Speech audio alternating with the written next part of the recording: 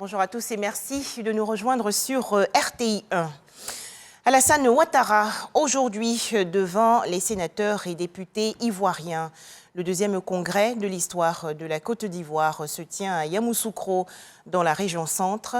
Le président de la République, Alassane Ouattara, va évoquer son bilan à la tête du pays après 11 ans d'exercice de pouvoir.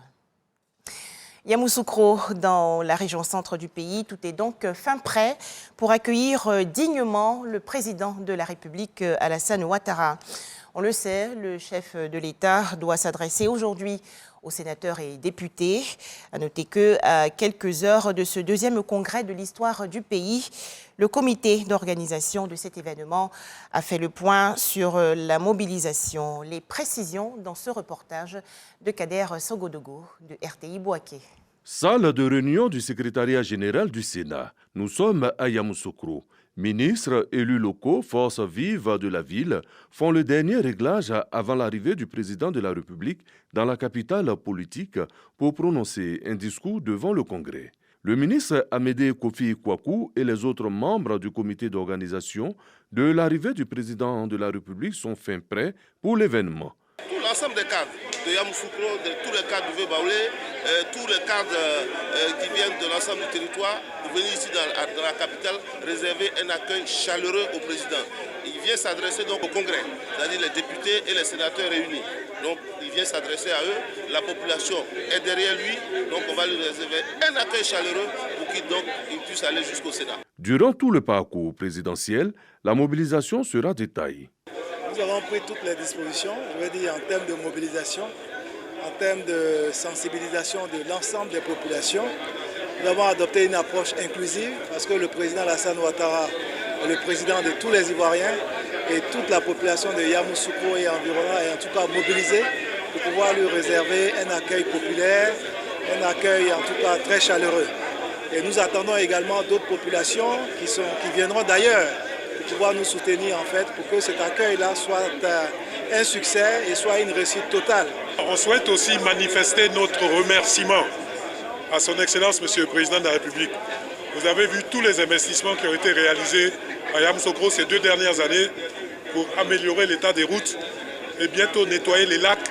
Et les populations de Yamoussoukro, par ma voix, vraiment voudraient dire merci au chef de l'État pour tous les investissements qu'il fait pour améliorer la qualité de la vie des habitants de Yamoussoukro et du district. Cette adresse du président de la République devant le Congrès du 19 avril 2022 est la deuxième du genre après celle du 5 mars 2020.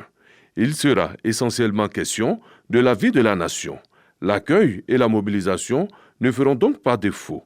Alassane Ouattara aura droit à la chaleur affectueuse des populations de Yamoussoukro. Toujours en Côte d'Ivoire, le lancement il y a quelques jours dans le district d'Abidjan de la deuxième édition du concours La Plume anti-tabac.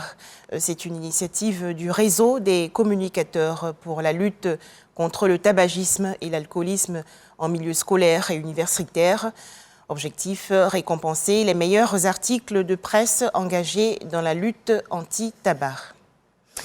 Intéressons-nous à présent à l'actualité hors de chez nous avec ce procès en Centrafrique. 7 ans après sa création, la Cour pénale spéciale va juger à compter d'aujourd'hui ses premiers cas.